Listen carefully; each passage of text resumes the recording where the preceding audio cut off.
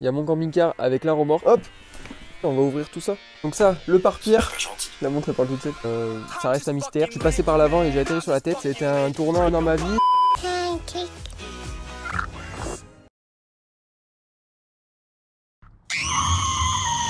Salut à tous les amis, c'est Léo la Suderie, bienvenue dans cette nouvelle vidéo. Aujourd'hui vidéo assez spéciale, on va se rendre sur mon terrain de motocross, là où sont garés mon camping-car et ma remorque fermée qui me permettait d'aller sur les différentes compétitions et entraînements de moto. Donc depuis 9 mois maintenant et le jour où j'ai eu mon accident, je n'ai pas remis les pieds dans mon camping-car, je n'ai pas rouvert ma remorque, donc ça va être l'occasion de le faire avec vous. Puisqu'à l'intérieur il s'y cache un petit peu tout ce qui était mes équipements de moto et notamment ceux avec lesquels j'ai eu mon accident. Donc ça va être l'occasion pour moi de remettre la main dessus et par la même occasion vous partager quelques anecdotes autour de tout ça. Donc avant de se rendre sur mon terrain de moto, vous pouvez voir que quand même les travaux dans mon garage ont bien avancé, que ce soit pour ma salle de sport ou pour mon décor YouTube. Je ne vous spoil pas trop, j'en ferai une vidéo un peu plus complète et plus détaillée par rapport à ça.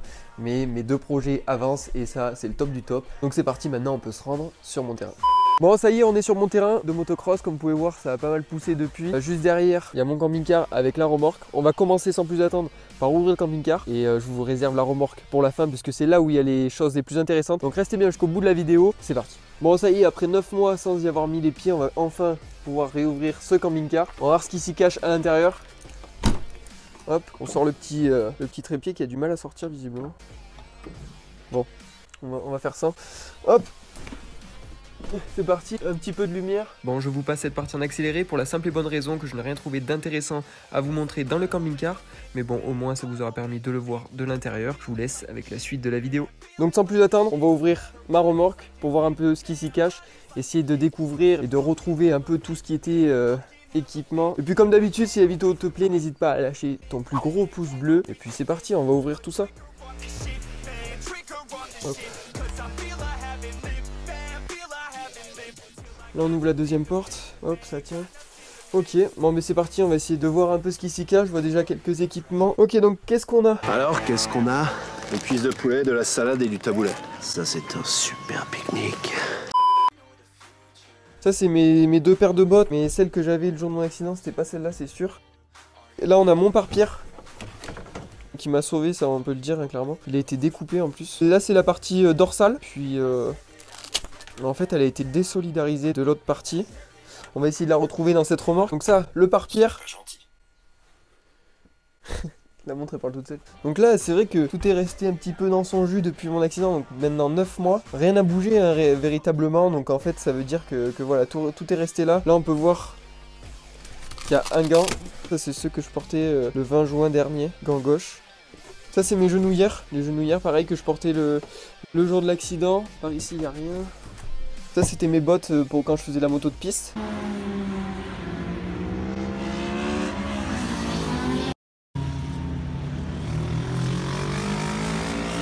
Donc ça c'est mon pantalon que je portais le jour de mon accident. Il y a encore de la terre hein, du terrain de régate là où je suis tombé. Il n'a pas été découpé, il m'a été enlevé comme ça, directement sur la piste. Ces affaires là je vais les sortir pour qu'on les voit un petit peu plus à la lumière du jour. Donc là qu'est-ce qu'on a? On a bon, des pneus.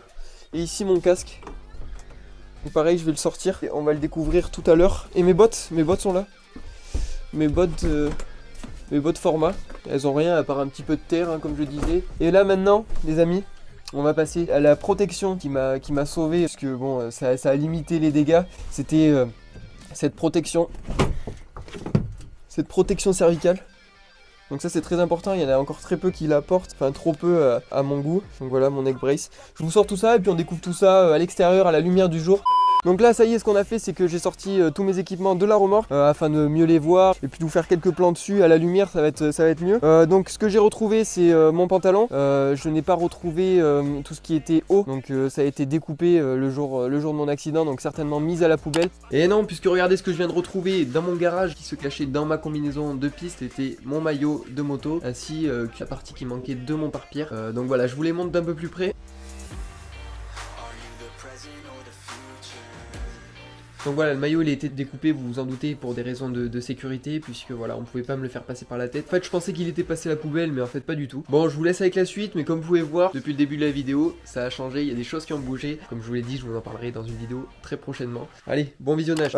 J'ai mon casque et mon neck brace, je vous filmerai à la fin, parce que c'est pour moi les équipements les plus intéressants et les plus importants. Donc ensuite, on a mes genouillères et une partie de mon pare-pierre, donc la partie dorsale. Je n'ai aucune idée de où est la partie ventrale, ça reste un mystère. Mais ce qui est sûr, c'est qu'on a quelques équipements que je portais donc le jour de mon accident, et puis on va les découvrir, c'est parti. Donc là, comme je vous montrais il y a quelques secondes dans la remorque, j'ai retrouvé mon pantalon. Donc on peut voir que le pantalon, il y a encore de la terre de là où je suis tombé. Il n'a rien en particulier, il n'est pas si abîmé que ça. Il n'est même pas abîmé, je dirais, la tenue était quasi neuve. Donc s'il était propre, franchement, on n'y verrait que du feu. Ensuite, donc comme je vous l'ai montré aussi, mon gant, donc je ne sais pas où est l'autre, le deuxième, mais voilà, c'était un gant KTM Family que j'avais eu lors de cet événement quelques mois auparavant, mais je ne sais pas où le deuxième, donc ça c'est un mystère aussi, et on va voir qu'il manque aussi pas mal d'équipements, donc pareil, c'est un petit peu le point d'interrogation. Donc ensuite le casque et le neck brace, on le garde pour la fin. Ce que j'ai retrouvé aussi, c'est mes genouillères, pareil, que je portais le 20 juin dernier, donc on peut voir que j'ai pas d'orthèse. C'est vrai que je portais des genouillères assez basiques, mais bon, ça me convenait bien, et puis elles me tenaient bien aux genoux, donc il n'y avait pas de souci à ce niveau là. Donc voilà, rien de spécial sur mes genouillères, hein, puisqu'elles sont sous mon pantalon, donc elles sont pareil comme le pantalon, quasi neuf. Je rappelle que ce qui a pris, c'était surtout mes cervicales et ma C7 qui était fracturée lors de ce choc sur la tête. On peut passer à un équipement aussi très important, c'est le pare-pierre. Et le pare-pierre, c'est vrai qu'il ne faut pas aussi désigner sur la qualité d'un bon pare-pierre. Donc moi on peut voir que c'était un Alpinestar assez haut de gamme, je crois que je me souviens, je l'avais payé 200 €. Donc c'était vraiment un bon pare-pierre et c'était vraiment quelque chose de primordial, hein. Franchement, faut pas hésiter à mettre le prix sur ce genre de choses, puisqu'on voit malheureusement des fois on peut être amené à ce que cette protection soit menée un peu à rude épreuve. Et donc pour la petite anecdote, les pompiers qui étaient là le jour de mon accident, c'est vrai qu'ils m'ont dit qu'ils avaient rarement vu un pilote aussi bien équipé. Donc ça y a joué, hein, forcément, dans le fait qu'aujourd'hui je sois debout. On peut voir aussi que comme les autres équipements, hein, qu'il y a de la terre de régade, mais sinon rien en particulier. Ça, je suis pas sûr que ça y était. C'est ce qui vient se fixer ici en fait, c'est parce que mon neck brace qu'on va voir tout à l'heure, c'est la même marque que mon pare-pierre. C'est quelque chose qui va parfaitement ensemble et qui peut fonctionner correctement. Il était un petit peu malmené, mais à part ça, rien de spécial par rapport à ce pare-pierre, mis à part qu'il en manque une partie. Donc ensuite, on passe directement au neck brace. Donc le neck brace, vraiment une protection vraiment importante et que je porte depuis que je fais du motocross et depuis que j'ai commencé le motocross. Donc voilà, c'est vraiment une protection importante, comme je le disais, et comme je ne cesserai de le répéter, c'est vraiment ce qui m'a sauvé. On peut dire ce qu'on veut, je me suis cassé une cervicale, c'est sûr, mais c'est vrai que si je ne l'avais pas eu, et beaucoup de médecins ont dit la même chose que moi, c'est-à-dire que si je ne l'avais pas eu, on ne saurait pas ce qui me serait arrivé, j'aurais sûrement pas pu remarcher. Donc franchement voilà, et pareil, cette protection elle coûte 200 €. Donc vraiment voilà, quand je vois qu'il y en a très peu encore qui en portent, c'est vrai que c'est 200 € qui peut sauver une vie et le destin de quelqu'un. Donc il faut pas hésiter à en mettre. Certains pensent que ça peut avoir des effets néfastes, comme justement hein, provoquer la fracture de certaines vertèbres, ou alors certains disent, et je l'entends encore souvent, ça me gêne quand je roule, mais c'est juste une question d'habitude, ou alors juste trouver le bon équipement. Moi j'avais trouvé justement le pare-pierre qui allait parfaitement avec ce neck brace, donc ça me gênait absolument pas pour rouler. Mais franchement la protection a tenu le coup, c'est vrai qu'elle est pas cassée. Donc franchement, elle a fait le taf. Donc on passe tout de suite au dernier équipement qui était en rapport avec mon accident et que j'ai pu retrouver dans cette remorque. C'est mon casque, très important, c'est un casque en fibre. C'est quand même le milieu de gamme de chez First Racing. Ça va aller 250 €, mais c'est quand même un très bon casque en fibre. Donc ça c'est très important. Vu que mon choc a été frontal, en fait je suis passé par l'avant et j'ai atterri sur la tête. Donc en fait la visière elle a cassé, mais le reste n'a pas fissuré. Le casque est encore en très bon état, malgré le fait que je vous montrerai un petit peu sur des plans plus précis. Il y a différentes rayures et impacts qui n'y étaient pas, mais on peut voir que le casque est quand même en très bon état, qui ne s'est pas cassé à certains endroits. Il a fait son boulot. Donc voilà, on a fait le tour sur tous ces équipements. Maintenant je vais vous faire quelques plans de coupe pour qu'on puisse voir précisément les parties un petit peu esquintées, pour que vous voyez un peu plus en détail que là lors de mes explications. Donc voilà, franchement ça me fait aussi quelque chose de revoir un peu ces équipements, puisque ça fait quand même 9 mois que je n'ai pas remis la main dessus, alors que c'était quand même des équipements que je portais auparavant tous les week-ends pour aller faire mes entraînements ou bien mes compétitions. C'est quelque chose aussi que je voulais partager avec vous. C'était un moment important aussi pour moi que de revenir un peu sur ces choses là, que voilà, ça a été un tournant un peu dans ma vie, et donc ça me fait plaisir aussi de le partager avec vous en vidéo. Ça me permet aussi que vous compreniez un peu plus certaines choses. Puis voilà, le fait aussi de bien s'équiper. S'il y en a qui font du motocross ou un sport un peu extrême qui regardent cette vidéo, n'hésitez pas voilà, à bien vous équiper, c'est vraiment important. Moi je savais que quand j'étais en fauteuil, je n'avais pas de regrets à ce niveau-là. Je pense que si je n'en avais pas eu, c'est vrai que j'aurais eu encore des regrets supplémentaires et ça aurait été vraiment un coup dur pour moi de me dire peut-être que si j'en avais mis un, ça aurait changé les choses. Il ne faut pas hésiter à mettre le prix sur les protections, elles ne sont pas là pour rien. Puis voilà, au lieu d'équiper votre moto, à mettre des lignes flambant neuves, tout ça, privilégier les protections, c'est vraiment important. Et c'est aussi pour ça que je fais cette vidéo, pour sensibiliser tous les pilotes et vous avez pu voir que ça a été efficace sur moi. Et si aujourd'hui je suis debout, c'est aussi grâce à ces équipements. Donc ça me fait plaisir de vous les présenter aujourd'hui. Donc c'est parti, je vous laisse avec quelques plans de coupe et puis on se retrouve juste après. Si la vidéo te plaît, n'hésite pas à t'abonner et activer la petite cloche comme d'habitude, à laisser ton plus gros pouce bleu, je l'ai dit tout à l'heure, mais aussi à partager et à commenter, c'est vraiment très important. C'est parti.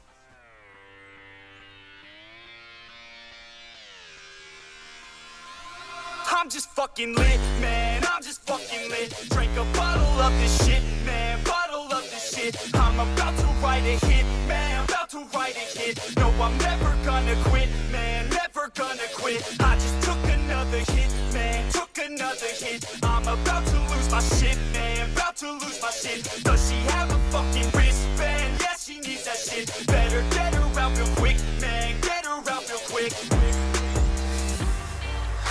The present or the future? Are you a drinker or a boozer? Are you a giver or a user? Are you a winner or a loser? Bon, ça y est, la vidéo touche à sa fin, j'espère qu'elle vous aura plu. Je vous dis à dimanche prochain, il y a des belles vidéos qui vont arriver dans les semaines à venir. Donc voilà, c'était Léo La Suderie, merci de m'avoir regardé.